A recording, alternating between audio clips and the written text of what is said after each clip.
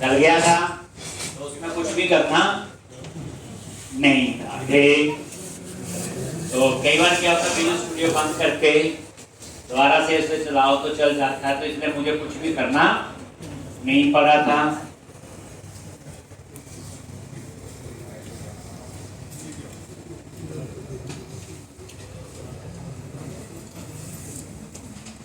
तो उसके बाद वही ऐड माइग्रेशन किया और अपडेट डाटाबेस, बाकी तो हमने लिख ही लिया। तो एक बार आप नजर मारोगे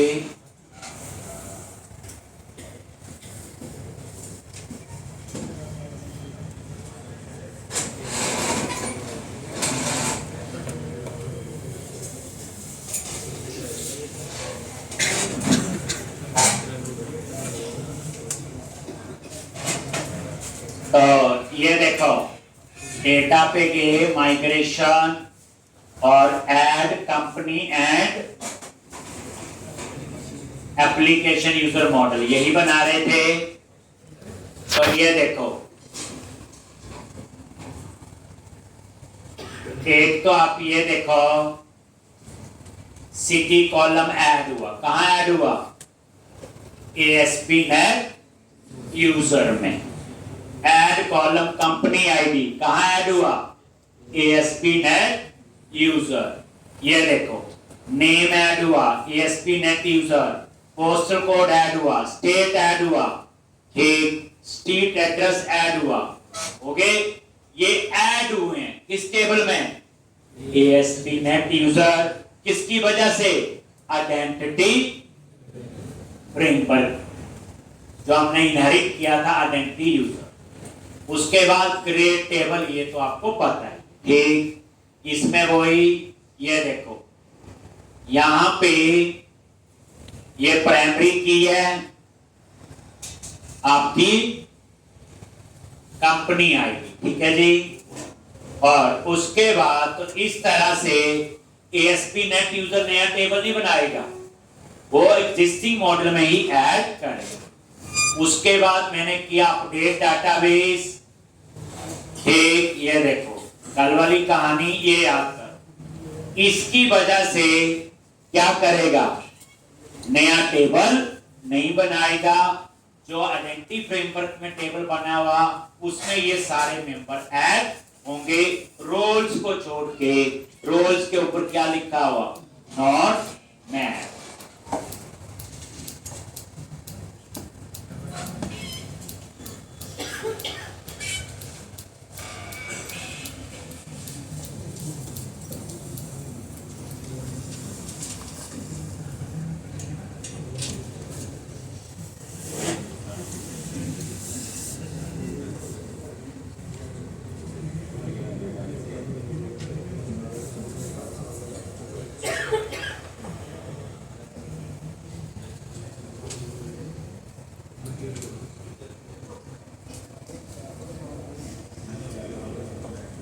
अब यहां पे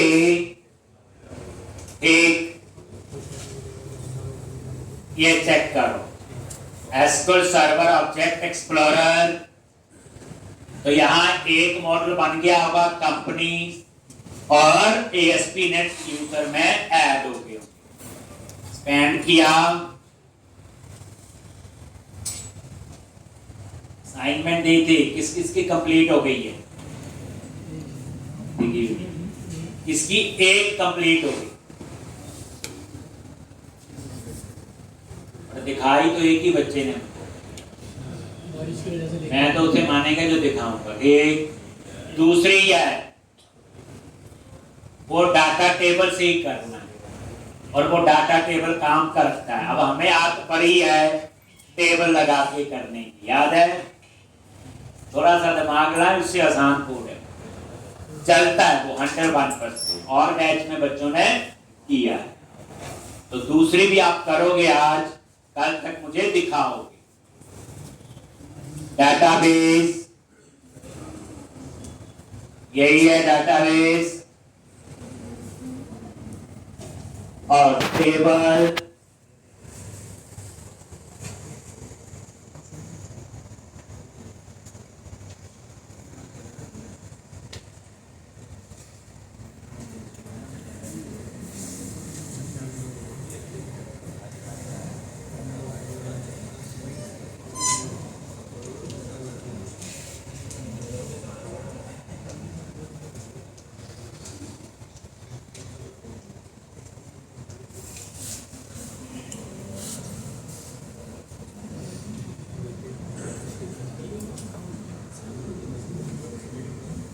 अब ये प्रोडक्ट सॉरी क्या था, कंपनीज और एएसपी नेट यूजर पे आ जाओ और व्यू डेटा।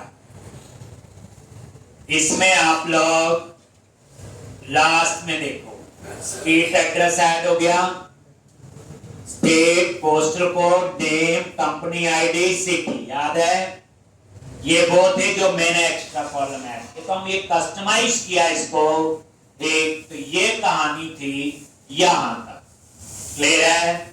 उसके बाद बनाने की रिपोजिटरी वो मैंने बनवा दी। आज हम सीधा जाएंगे एरिया एडमिन कंट्रोलर, और यहां जाके हम बनाएंगे कंपनी कंट्रोलर। पहले कंपनी बनाएंगे, फिर हम लोग यूजर का करेंगे।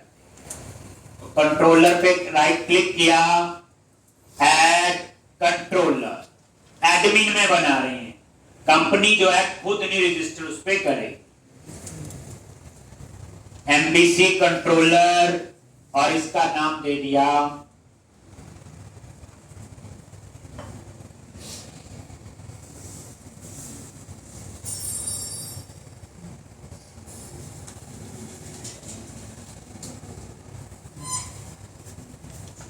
Company controller.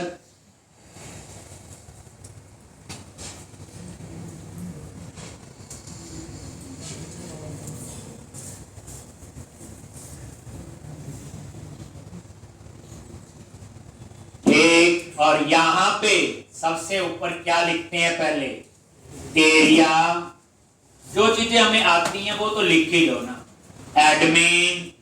और यहां पे इसमें बच्चे पूरी रिवीजन होगी, private, read only, I unit of work, और इसके कंस्ट्रक्टर में गए, और आई यूनिट ऑफ वर्क, और यहां पे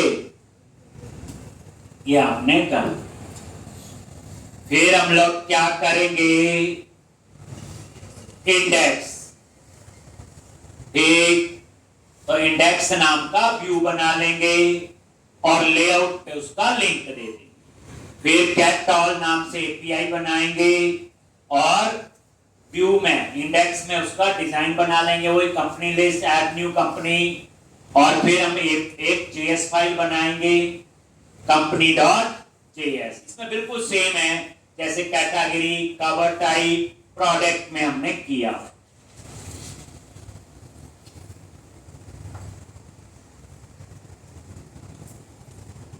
तो इंडेक्स पे राइट क्लिक किया, ऐड व्यू, रेजर व्यू, और ऐड करो। ये वैसे आप अपने आप कर सकते हो। इस पे याद रखना, इसमें कुछ भी नया नहीं है जो मैं यहां पे करवाऊं।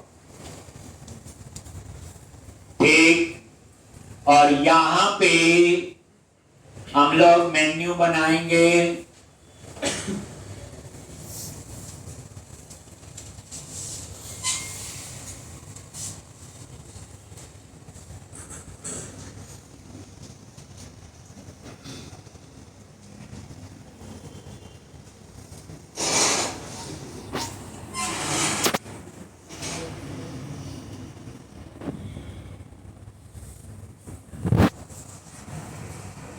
तो एक मैं अलग से यहां पे मेन्यू बनाऊंगा।